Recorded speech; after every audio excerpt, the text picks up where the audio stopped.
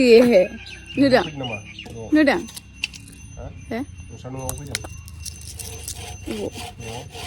साफा जाबा हामगौ होननायखाय आंखौ नाहरलायबावो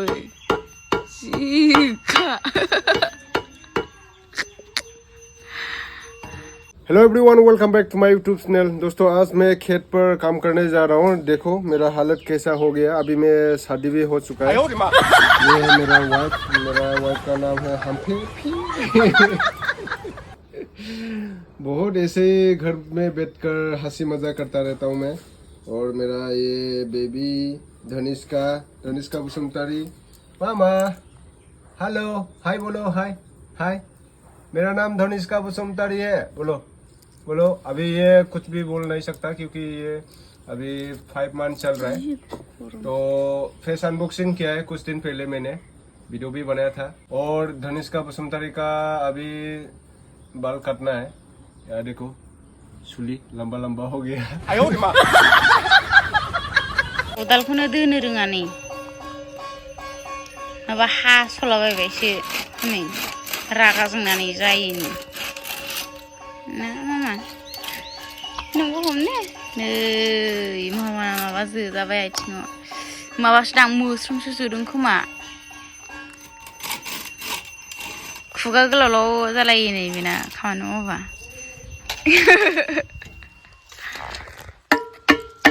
मानसिखौनो लोंख्रुबग्रासो नुखायो नालाय आयु खाख्रब-ख्रबनो माबायदि हौवामोनखोसै आंलाय हेर जाबाबो लोंबाबो फुङै थाइस आइसोर मामा धनिष्का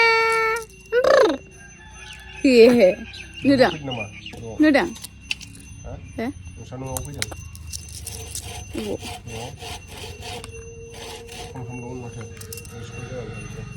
मेव मन्दिर हाबखांबाय आंहा कुचुं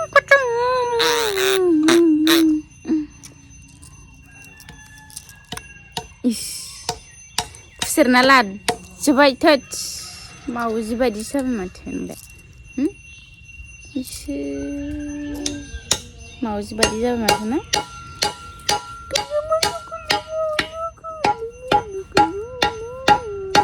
नानिखा जाजोब्बाय आंना नानिखा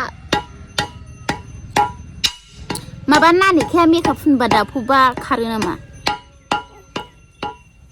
फिसाजो देरबानो मोखाङा स्लिम जाफिनबा हामगौ साफा जाबा हामगौ होननायखाय आंखौ नाहरलायबावो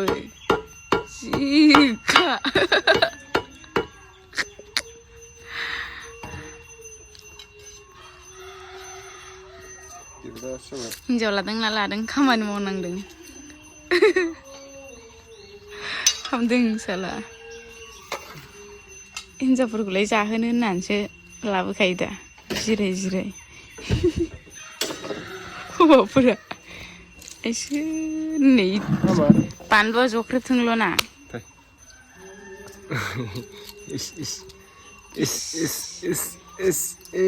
खामानि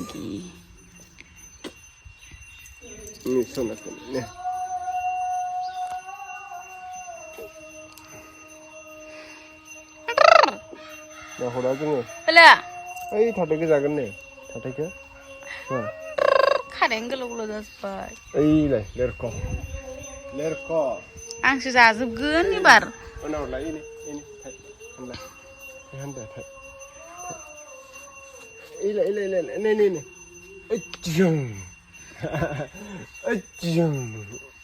इलाय नै माने मोनजाथारसिगोन नै इलाय नै माने खामानि गैया दानफाय जानो नागिरनाय थाइनै थाइथाम थाइथिबाय थाबावो फिथाइयानो गैस्राया बिदि थायो बिदिथ' लाइन बिदि थाइजोबबा हामगौमोन जा मोजां मोनखागौमोन जि सान्दुं गोसा इसोर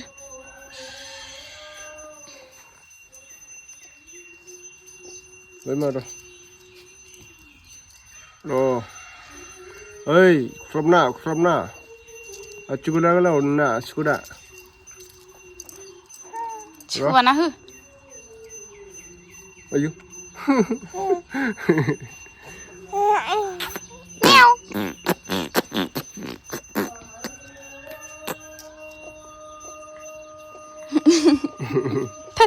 सोर नोंलाय सोर नोंलाय हे गाइस 14 मई को मेरा एक बहुत ही बड़ा मीटअप प्लस 1 मिलियन सेलिब्रेशन होने वाला है और वो जगह रहने वाला है सोनितपुर आसाम ढेक्काजुली पार्क के अंदर, जो पूरा एक दिन के लिए बुक हो चुका है। और मेरे साथ साथ आसाम के बहुत ही बड़े बड़े यूट्यूबर भी आने वाले हैं, तो आप भी जरूर से आना। देखते हैं अपने स्टेट के बंदे को कितना ज्यादा सपोर्ट करते हो। अगर करते हो तो इस न्यूज को जितना हो सके उतना शेयर कर देना और आप भी आना। लोगोफोर नोंथांमोना नैबे भिडिअ क्लिप्स नुगासिनो दङ। बेयो जाहैबाय जोंनि खाथिनिनो आरोना सासे इउटुबार सनु ब्लग्स होननाय। दा बिथांनिया माने गेमार रस्टारबो दंमोन सिगाङाव। बे गेमार रस्टाराव माने भिडिअ बानायला। सनु ब्लग्सआ बेना 1 मिलियन साबस्क्राइबार कमप्लिट जाबाय आरो बिनिनो मोनसे इभेन्ट लाखिदों बिथाङा। माने आंखौबो इनभाइट खालामदों आरो माखासे लोगोफोरखौबो इनभाइट खालामदों, बिदिनो मेहेरमोनखौबो जिडिएक्समोनखौबो। गोबां बर'नि जेसेबांनाखि इउटुबार दङ माने गावनि कन्टेक्ट लिस्टआव बिथांमोनखौ इनभाइट खालामजोबदों आरोना। दा आंनि जेसेबांनाखि लोगोफोर दङ कन्टेक्ट लिस्टआव सोर माने इउटुबाव भिडिअ बानायो आरो इउटुबार नङैफोरखौबो माने लेंहरदों आरोना। इभेन्ट लादों, मोनसे सेलिब्रेशन पार्टि मोनसे लादों आरोना बेयो माबायाव ढेकियाजुलि पार्कआव। दा नोंथांमोनखौ 14 मे फैबाय थानाय 14 मेआव खालामगोन होनना बुंदों बे इभेन्टखौ। दा नोंथांमोनखौ लोगो मोनगोन होननानै आं आसा खालामबाय आरोना। माने 14 मेआव बे ढेकियाजुलिनि मोनसे पार्क दं, बे पार्कआव माने बे इभेन्टआ जागोन आरोना। बिकास सेट्रि मोनबो फैगोन आरो बिकास सेट्रि इउटुबारखौथ' नोंथांमोना गोबाङानो मिथिखायो। दा बे सनु ब्लगआ जोंनिनो माने खाथिनि आरोना, सनितपुर डिस्ट्रिक्टनि। बिथाङा माने ढेकियाजुलि गोलैयो, ढेकियाजुलिनिखा बियो। बिराद मोजां बिदिनो ब्लग भिडिअबो बानायो आरो टेकनिकेलनिबो चेनेल दं बेहा। चेनेलानो 3 दङ। दा आंबो एसे आवगायलांबाय थानो सानदों आरोना। दा माखासे न'खरनि खामानिबो बेस्थ'नि थाखाय आङो बाहेरायाव ओंखारनो मोनाखै। एबार ओंखारब्लाथाय आङो माने एसे आपडेट खालामनो सानदों आरोना गावखौनो आङो एसे आपडेट खालामनो सानदों। नोंथांमोना बिदिनो सापर्ट खालामलांबाय थाब्लानो जाबाय आरोना। बिदिनो जोङो गोजौ लेभेलाव थांनो थाखाय गुबुन हारिनि इउटुबारफोरजोंबो जोङो मिटआप खालामनो गोनां जायो। बेलेग जाथिफोरजोंबो जोङो लोगो जानानै बिदिनो गोजौ लेभेलाव थांनो थाखायथ' जों बर' लेंगुवेजजोंनो रायलायबाय थायोब्लाथ' दिल्ली मुम्बाइफ्राव जोङो बर' लेंगुवेज रायलायहैबाथ' बिसोरो बुजिया। दा बेनिखायनो जोङो बाहेरफ्राव थाङोब्ला बिदिनो हिन्दीयावबो जोङो बुंनो गोनां जागोन, इंलिसखौबो जोङो सोलोंनो गोनां जागोन। गासिबो भाषाखौनो जोङो रोंनानै थानाया मोजां आरोना। दा बेनिखायनो आङो जोंनि एरियायाव थायोब्ला आङो जायगायाव बिदिनो बर'बो लाबोबाय थागोन, गेजेर गेजेर आङो हिन्दीबो एसे माने बुंलांनो नाजागोन आरोना। जाबाबो जायाबाबो नोंथांमोना सोरबा बुंग्राया बुंखायो, है नोंना हिन्दी बुंनाया सुरानो जायालै, बानायनाङा मा नाङा, बेफोरबायदि अनेक बुंग्रा थाखायो। थेवबाबो आइ डन्ट केयार, आङो नाजालांबाय थागोन। ना मा होनो लोगोफोर? दे बिदिबा लोगोफोर नेक्स्ट भिडिअ थाबैनो लोगो मोनफिनगोन आसा खालामो, बयखौबो लोगो मोनगोन होननानै।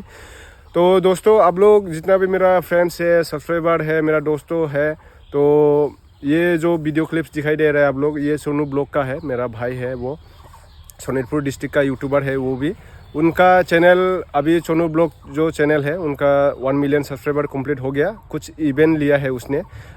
आने वाले 14 मई को ढेकियाजुली पार्क है, उसमें इवेंट करने के लिए बोल रहा है। मुझे भी बुलाया उसने।